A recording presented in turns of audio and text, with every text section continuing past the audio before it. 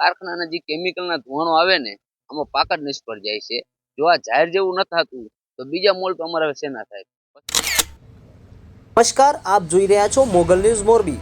મોરબી જિલ્લાના વાંકાનેર તાલુકાના રાતાવીડા ગામ તળની સીમમાં આવેલ કારખાનાઓના ધુમાડાના કારણે જનતા પરેશાન। વાંકાનેર તાલુકાના રાતાવીડા સીમના ખેડૂતોની વેદના આવી સામે।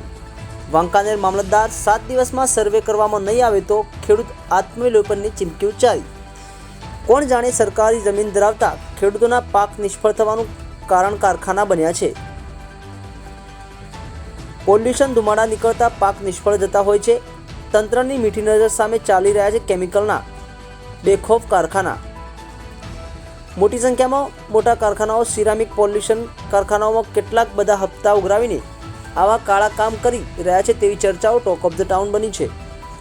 શું ખેડૂતોને પાક નહીં થવા દેવામાં કોનો હાથ છે? શું તંત્ર જવાબદાર છે? અનેક સવાલો ઉઠી રહ્યા છે। તંત્ર ઝડપથી આ કાર્યવાહી કરી આવા કારખાનાઓને બંધ કરાવે તેવી ખેડૂતોમાં માંગ ઉઠી છે। કેમેરામેન ખોડાભાઈ પાંચિયા સાથે સંજય નેદસરિયા, મોરબી। નમસ્કાર દર્શક મિત્રો, મોગલ ન્યૂઝ મોરબી સાથે આપ જોઈ રહ્યા છો ખોડાભાઈ પાંચિયાને અને વાત કરવી છે આપણે મોરબી જિલ્લાના વાંકાનેર તાલુકો અને એ ગામ છે રાતાવીડા। આ રાતાવીડા ગામની અંદર ખેડૂતોની હાલત કફોડી બની છે મિત્રો।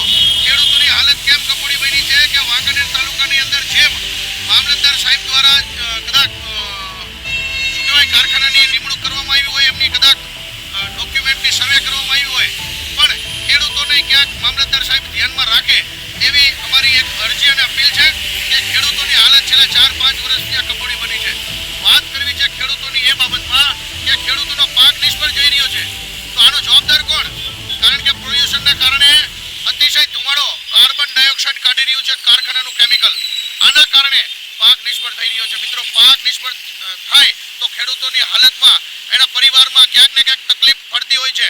તો મારે તમને એ કહેવું છે કે આ તકલીફનું સોલ્યુશન કરવા માટે તંત્ર જાગે અને યોગ્ય કાર્યવાહી કરે, નહીતર શું ખેડૂતોને કહી રહ્યા છે જોતા રહો મોગલ ન્યૂઝ મોરબી સાથે ખોડાભાઈ પાંચિયા સાથે સંજય નંદેસરિયા। થેન્ક યુ, આભાર મિત્રો। હું આ અર્જુનભાઈની આજ 5 વર્ષથી વાડી રાખું છું। હવે આ કારખાનાના જે કેમિકલના ધુમાડો આવે ને આમાં પાક જ નિષ્ફળ જાય છે।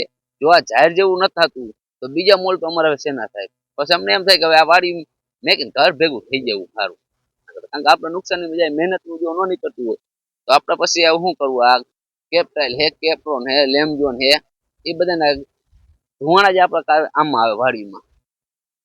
4-5 કારખાનાના જે ધુવાણા રહ્યા ને બધા આપણી વાડીમાં આવે ને નુકસાન કરે। આ તમે જોવો તો પછી આમાં કેટલું આપણે ઓલું કરવું? અમારી માંગણી એક જ છે કે આ જે ધુવાણો રહ્યો ને એનું વળતર આપે। બીજું તો હવે અમે શું કઈ નાના માણસ બીજું કઈ કહી ન હગી। અમે તો ધંધો કરવા આવ્યા, બીજું અમે શું કહી?